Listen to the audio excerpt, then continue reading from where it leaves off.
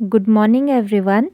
In today's video, we discuss Geography Class 12th NCERT book chapter number 2, the word population, distribution, density and growth. So question number 1 is, what is the difference between growth of population and growth rate of population? Answer: the change of population in particular area between 2 points of time is known as growth of population. Whereas what is growth rate of population? This is the change of population expressed in percentage. तो इसका अर्थ क्या है कि जो change of population है वो क्या होता है कि किसी निर्धारित समय या अवधि में किसी पर्टिकुलर क्षेत्र में, किसी पर्टिकुलर एरिया में जो भी जनसंख्या में चेंज, जो भी पॉपुलेशन में चेंज जो आता है उसको ग्रोथ ऑफ पॉपुलेशन कहते हैं। और उसी को अगर हम परसेंटेज में एक्सप्रेस करते हैं तो उसे बोला जाता है growth rate of population. Question number 2, distinguish between place of origin and place of destination.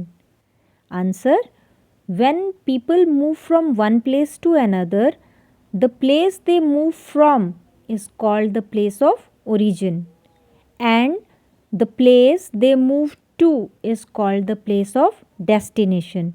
इसका अर्थ हुआ कि जब भी माइग्रेशन होता है या जनसंख्या जो है वो एक स्थान से दूसरे स्थान पर स्थानांतरित होती है तो जिस स्थान से वो स्थानांतरित होते हैं उसे कहा जाएगा द प्लेस ऑफ ओरिजिन, और जिस स्थान पर वो स्थानांतरित होते हैं उसे बोला जाएगा द प्लेस ऑफ डेस्टिनेशन। जहाँ पे वो शिफ्ट होके रहेंगे तो that is place of destination.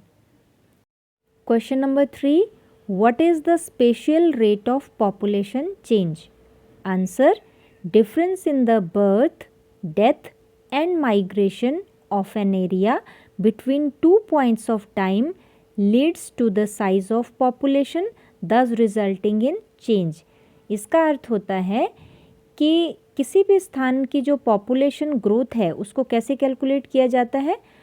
Births, total जितने भी बर्थ्स हैं वहाँ पे, minus deaths plus migration minus out migration, यानी कितने लोग आए वो प्लस हो जाएंगे और जितने लोग वहाँ से माइग्रेट होके चले गए वो माइनस हो जाएंगे। तो जितना भी चेंज आएगा that is the population change.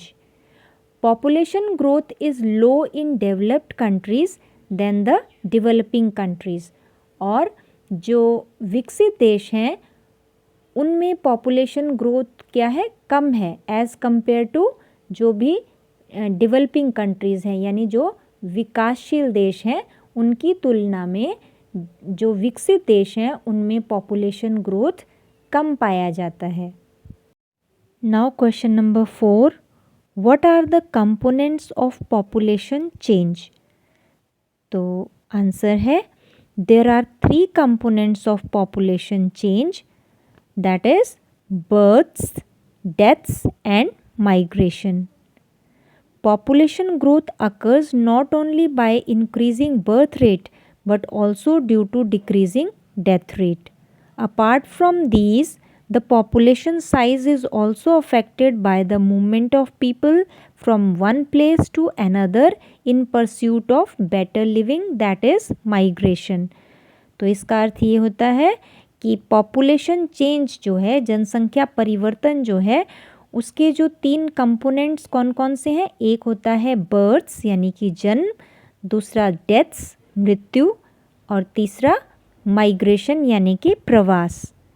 ठीक है, तो पॉपुलेशन ग्रोथ जो है वो इन तीनों फैक्टर्स से जो है अफेक्ट होती है कि वहाँ पे कितने बच्चों ने जन्म लिया है, कितने वहाँ पे डेथ्स हुई हैं और कितने लोग जो हैं वो वहाँ से माइग्रेट होके चले गए हैं या उस स्थान पर माइग्रेट होकर आ गए हैं। तो these are the 3 components of population change. Question number 5, explain push and pull factors that influence the migration of population in the world. Answer: People migrate for a better economic and social life. There are two sets of factors that influence migration, and these factors are push factors and pull factors. The push factors make the place of origin seems less attractive for reasons like unemployment, poor living conditions, political turmoil, unpleasant climate, natural disasters, epidemics, and social economic backwardness. It means कि जो push factors होते हैं वो place of origin को less attractive बनाते हैं. That's why people try to move out of that place, they shift to better places. तो वो कौन कौन से फैक्टर्स हैं? वो हैं जैसे अनएम्प्लॉयमेंट है, पुअर लिविंग कंडीशंस, या फिर अनप्लेजेंट या harsh climate, natural disasters, epidemics. ये सब फैक्टर्स जो होते हैं ये सभी पुश फैक्टर्स हैं. The pull factors make the place of destination seem more attractive than the place of origin for reasons like better job opportunities and living conditions, peace and stability, security of life and property and pleasant climate. तो जो पुल factors होते हैं वो कैसे होते हैं?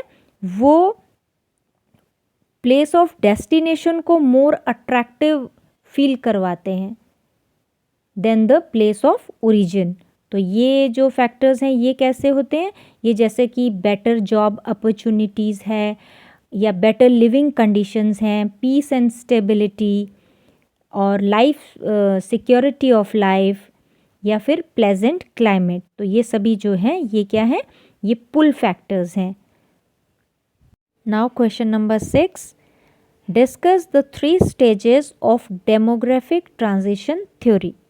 Answer: Demographic transition theory can be used to describe and predict the future population of any area. This theory tells us that the population of any region changes from high births and high deaths to low births and low deaths as the society progresses from rural, agrarian, and illiterate to urban, industrial, and literate society. These changes occur in stages which are collectively known as the demographic cycle. तो यहाँ पे बताया गया है सबसे पहले कि demographic transition theory क्या है. तो ये अकॉर्डिंग टू दिस थ्योरी जब भी कोई सोसाइटी जो है वो रूरल, एग्रेरियन और इलिटरेट से अर्बन, इंडस्ट्रियल और लिटरेट सोसाइटी बन जाती है, तो वहाँ पे जो है हाई बर्थ्स और हाई डेथ्स जो हैं वो किस में कन्वर्ट हो जाएगा? लो बर्थ्स और लो डेथ्स में. तो इसी को डेमोग्राफिक ट्रांजिशन थ्योरी भी कहा गया है. और इसकी 3 जो डिफरेंट स्टेजेस हैं, इन्हीं स्टेजेस को कलेक्टिवली जो है वो डेमोग्राफिक साइकिल कहा जाता है. The first stage has high fertility and high mortality rates because people reproduce more to compensate for the death due to epidemics and variable food supply. Population growth is slow and most people are engaged in agriculture where large families are an asset. Life expectancy is low, people are mostly illiterate and have low level of technology.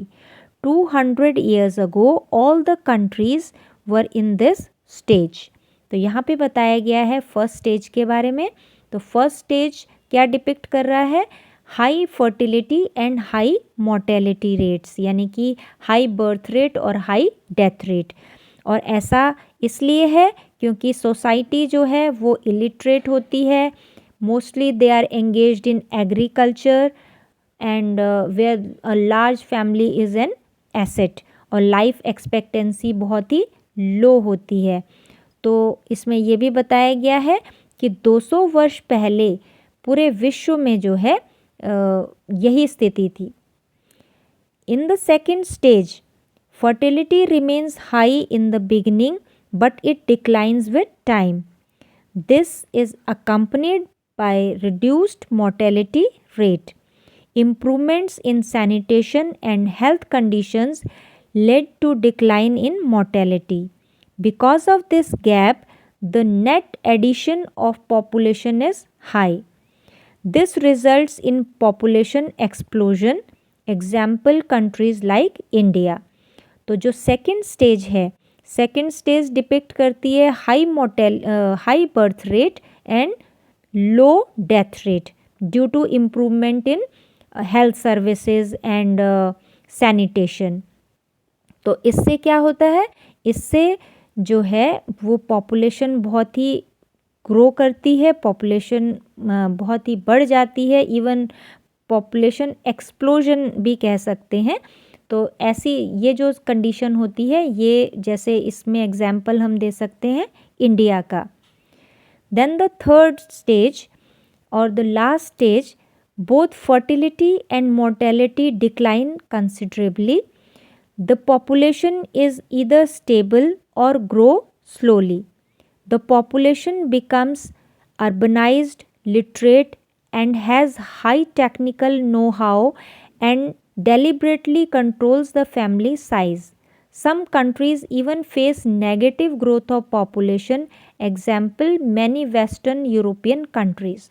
तो जो last stage या जो third stage है उसमें क्या है, उसमें लो fertility and low mortality, यानी कि low birth rate and low death rate. तो ये जो कंडीशन है या ये जो स्टेज है, ये किन कंट्रीज़ की है, जो कि काफ़ी टेक्नोलॉजी में आगे हैं, जहाँ पे सोसाइटी जो है वो अर्बनाइज्ड है और लिटरेट है, और जिनका कि टेक्निकल नॉलेज जो है वो बहुत ही हाई है. And these people या this type of population they deliberately controls the family size, कि वो family size को मतलब इच्छा से कंट्रोल रखते हैं, यानी कि deliberately उसको कंट्रोल करते हैं अपनी population को. और ऐसे कई कंट्रीज़ में ये भी पाया गया है which are facing negative growth of population, जहाँ पे कि पॉपुलेशन नेगेटिव ग्रोथ का मतलब है कि पॉपुलेशन जो है धीरे धीरे decline, number of population decline हो रही है, यानी पॉपुलेशन घट रही है. तो इसका एग्जाम्पल जो है वो है western European countries. Now question number 7, what are the 3 components of population change? Answer, the 3 components of population change are, first, crude birth rate CBR. It is expressed as number of live births in a year per 1000 of population in a particular region. यानी किसी स्थान पर एक साल में 1000 जनसंख्या पर जितने बच्चों ने जन्म लिया है, तो उनकी संख्या जो है वो क्रूड बर्थ रेट है.